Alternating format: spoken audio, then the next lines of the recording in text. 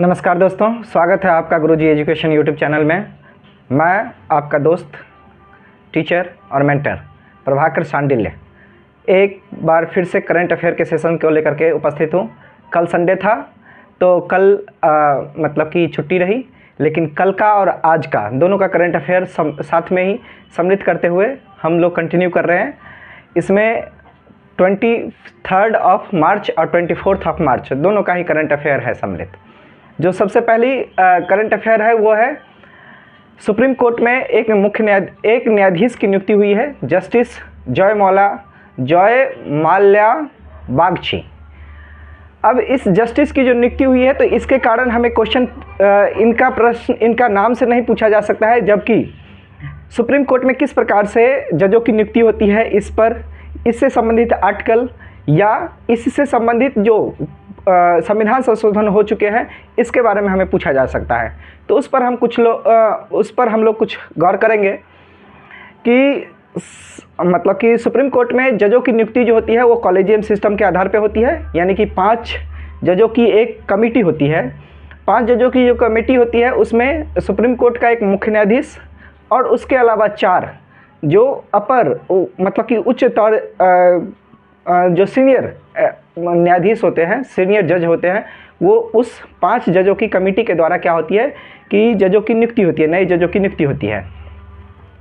और ये जो जज थे, जय माल्या बागची जो थे, ये इससे पहले कोलकाता हाई कोर्ट के रहे हैं, जज रह चुके हैं। इस जज बनने के लिए जो है किसी भी हाई कोर्ट के कम से कम 5 साल तक आपको जज रहना पड़ेगा। कोई भी यदि व्यक्ति जज बनते हैं सुप्रीम कोर्ट में जज बनने के लिए जो पहले शर्त है कि किसी भी हाई कोर्ट में जो है आपको 5 साल तक क्या रहना पड़ेगा, जज रहना पड़ेगा, या किसी हाई कोर्ट में ही आपको एडवोकेट के तौर पे 10 साल के लिए रहना है। हाँ, ऑफ कोर्स वो भारत का नागरिक होगा ही, और राष्ट्रपति के मतलब कि नज़र में एक विधिवेत्ता होना चाहिए, एक प्रमुख विधिवेत्ता होना चाहिए, मतलब कि अच्छे तरीके से लॉ को जानने वाला व्यक्ति होना चाहिए, तभी उसे जज के तौर पर नियुक्ति की जा सकती है। अब कॉलेजियम सिस्टम को हटाने के लिए एक NJEC का गठन हुआ था, नेशनल जुडिशियल अपॉइंटमेंट कमेटी का गठन हुआ था। इसे मतलब कि सुप्रीम कोर्ट ने ही इसे मतलब कि अनकॉन्स्टिट्यूशनल बता करके रिजेक्ट कर दिया था। तो NJEC के बारे में भी थोड़ा मतलब कि पढ़ लीजिएगा एग्ज़ाम में जाने से पहले। अच्छा, आर्टिकल याद रखिएगा, आर्टिकल 124 के तहत इसकी नियुक्ति होती है। 124 सुप्रीम कोर्ट में जजों की नियुक्ति के लिए जो आर्टिकल है। जो सेकंड न्यूज़ है वो है संबंधित रायसीना डायलॉग। रायसीना डायलॉग मतलब कि भारत अपने जियो पॉलिटिक्स और जियो इकोनॉमिक्स के लिए जो प्रीमियम एक डायलॉग करता है जिसका नाम है रायसीना डायलॉग। इसकी शुरुआत 2016 में हुई थी। माननीय प्रधानमंत्री श्री नरेंद्र मोदी जी के द्वारा ये शुरुआत की गई थी। ये सांग्रीला डायलॉग जो सिंगापुर में आयोजित होती है उसके तर्ज पर इसे शुरू की गई थी। ये हमारे देश में आयोजित होने वाला जियो पॉलिटिक्स और जियो इकोनॉमिक्स में एकदम प्रीमियम तरह की एक बैठक होती है, जिसमें कि मतलब कि ये 10वीं बैठक थी। 2025 में होने वाली बैठक ये 10वीं बैठक थी, जो कि 17 मार्च से 19 मार्च तक 2 दिनों तक बैठक चली है। 17 मार्च से 19 मार्च तक 3 दिनों की बैठक चली है। ये बैठक, इस बैठक में विभिन्न देशों के राष्ट्र प्रमुख लोग आए थे, और इसमें जो है सो बहुत ही अलग अलग देशों के साथ FTA के तर्ज पे मतलब कि बातचीत हुई है फ्री ट्रेड एग्रीमेंट में। जैसे कि यूरोपियन यूनियन के भी प्रमुख आए थे, तो जिसमें कि उसके यूरोपियन यूनियन से इंडिया का जो FTA का बात चल रहा है इसके बारे में भी कुछ आगे बढ़ा है। बहुत देशों के इसमें राष्ट्र प्रमुख आए हुए थे। तो इससे संबंधित याद रखिएगा कि रायसीना डायलॉग क्या है। अच्छा, रायसीना डायलॉग ही इसका क्यों नाम रखा गया है कि हम लोगों के जो देश में PMO है, राष्ट्रपति भवन है, पार्लियामेंट है, वो एक हिल्स पे आधारित है, मतलब एक हिल्स पे है। वो हिल्स का नाम है रायसीना हिल्स, ठीक है ना, इसीलिए इसका नाम रखा गया है, इस डायलॉग का नाम रखा गया है रायसीना डायलॉग। जो अगली न्यूज़ है वो संबंधित है USA से।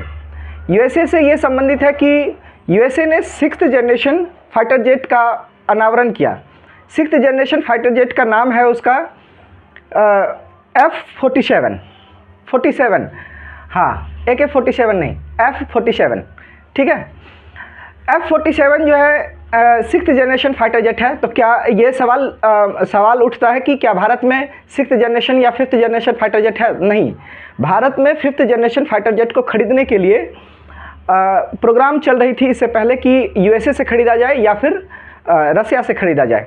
यूएसए का जो F-35 है वो है उसका फिफ्थ जनरेशन फाइटर जेट, और रसिया का जो है वो है Su-57। इस दोनों में खरीदने में बात चल रही थी।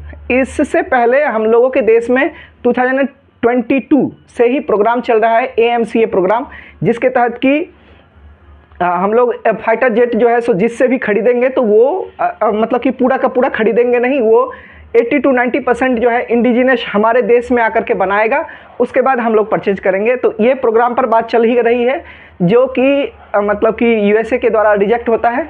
अब देखा जाए कि हमारे देश में fighter jet fifth generation sixth generation fighter jet कब तक आता है। आप लोगों को सिर्फ ये याद रखना है कि सिक्स्थ जनरेशन फाइटर जेट जो कि किसका है, यूएसए का है, जिसका नाम है F-47। इससे पहले चाइना ने भी मतलब कि 2-4 बार अपना हवाई फायरिंग करके फाइटर जेट को दिखाया है, लेकिन उसने ऑफिशियल तौर पे घोषित नहीं किया है। लेकिन उसके फाइटर जेट का जो नाम है सिक्स्थ जनरेशन फाइटर जेट, उसका नाम J-36 उसके फाइटर जेट का नाम है सिक्स्थ जनरेशन फाइटर जेट। इसको ऑफिशियल नहीं किया गया है, इसीलिए सिक्स्थ जनरेशन फाइटर जेट अभी पूरे विश्व में बस एक ही है, यूएसए के पास F-47। ठीक है, जो नेक्स्ट न्यूज़ है वो है ज्ञानपीठ पुरस्कार से संबंधित। हमारे देश में जो ज्ञानपीठ पुरस्कार है वो 59वां सीजन यानी कि 59th सीजन उसका जो है सो घोषित कर दिया गया है। इसमें हिंदी के एक लेखक को दिया गया है जिसका नाम है विनोद कुमार शुक्ला। ये छत्तीसगढ़ के रहने वाले व्यक्ति हैं। अच्छा, ये जो है छत्तीसगढ़ के पहले ऐसे व्यक्ति हैं जिन्हें कि ज्ञानपीठ पुरस्कार दिया गया है। तो इन्हें याद रखना है कि नौकर की कमीज नामक उपन्यास के लिए इन्हें दिया गया है, ज्ञानपीठ पुरस्कार दिया गया है। तब ज्ञानपीठ पुरस्कार के बारे में भी 2-4 बातें जो कि इसके हिस्ट्री से संबंधित है उसको याद रखिएगा कि हमारे देश में ज्ञानपीठ पुरस्कार कब शुरू की गई थी। 1961 में शुरू की गई थी। 1965 में पहली बार जी शंकर कुरूप को दिया गया था। मलयालम भाषा में इनकी जो है सो रचना थी, इसके लिए दिया गया था, ज्ञानपीठ पुरस्कार दिया गया था। और ये एक व्यक्ति हैं जिसका कि नाम है साहू शांति प्रसाद जैन। इनके द्वारा एक फाउंडेशन स्थापना की गई थी, उनके द्वारा ही दिया जाता है। तो ये रहा ज्ञानपीठ पुरस्कार से संबंधित। जो नेक्स्ट न्यूज़ है वो है संबंधित कि रेमिटेंस से संबंधित। हमारे देश में जो रेमिटेंस का जो डाटा है वो हर साल किसके द्वारा, आरबीआई के द्वारा जारी की जाती है कि किस देश से कितना रेमिटेंस आया है और पूरे विश्व में रेमिटेंस पाने वाले में कौन सा रैंक इंडिया का है, किस देश से मतलब किस देश का रैंक कितना है। तो भारत का रैंक लगातार 6ठी बार पहले रैंक पर रहा है। हाँ, भारत में 118 बिलियन डॉलर जो है सो इस साल, यानी कि ये जो रेमिटेंस का डाटा है ये है 2023-24 के लिए, अभी 24-25 के लिए नहीं आया है डाटा। तो 2023-24 में 118 बिलियन डॉलर का डाटा मतलब कि रेमिटेंस हम लोगों को प्राप्त हुआ है, जिसमें कि सबसे प्रथम स्थान पर रहा है यूएसए के द्वारा हम लोगों को रेमिटेंस देने में प्रथम स्थान पर हुई है। जो सेकेंड स्थान पर है वो है यूएई से हम लोगों को सेकेंड स्थान पे जो है सो रेमिटेंस प्राप्त होती है।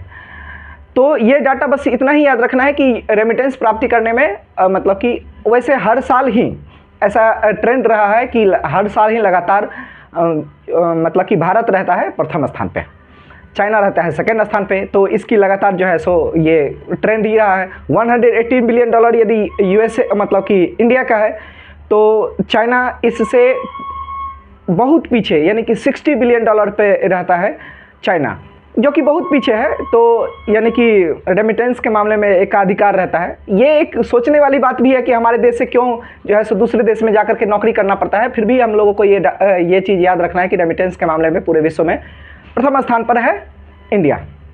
और जो नेक्स्ट न्यूज़ है वो कल का ही न्यूज़ है कि सूडान में क्या हुआ है, तख्ता पलट हो गई है। मतलब कि उसकी जो सरकार चल रही थी, डेमोक्रेटिक गवर्नमेंट चल रही थी, उसको हटा करके अब जो है वो सैनिक शासन लागू हो गई है। अब देखा जाए कि उसका सूडान का जो है सो कितने भागों में विभाजन होता है, क्योंकि इससे पहले 2011 में उसका जो है सो विभाजन हो गया था और साउथ सूडान नाम का जो है सो एक नया देश बना था।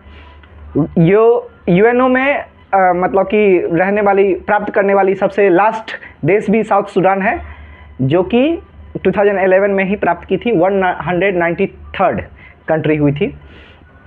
अब देखा जाए, अच्छा सूडान का जो है सो लोकेशन देख लीजिएगा आप लोग कि सूडान जो है सो ईस्टर्न अफ्रीका में जो है सो एक देश आता है। ईस्टर्न अफ्रीका में इसके ईस्ट में जो है सो रेड सी है, जो कि तेल के आयात के लिए, इंडिया के तेल के आयात के लिए महत्वपूर्ण देश है। तो उसका जो है सो लोकेशन एक बार देख लीजिएगा, क्योंकि कुछ महत्वपूर्ण एग्जाम में यूपीएससी एसएससी में जो है सो इसको पूछा जा सकता है। धन्यवाद, आज के लिए बस इतना ही। Thank you. कृपया इस वीडियो को लाइक करें, शेयर करें, सब्सक्राइब करें चैनल को। अगर ये आप लोगों को लगता है कि इसमें जो है सो कुछ वैल्यूएबल आप लोगों को इन्फॉर्मेशन दी जाती है, तो कृपया इसको शेयर करें, जिसको नीड है उस तक शेयर करें। Thank you.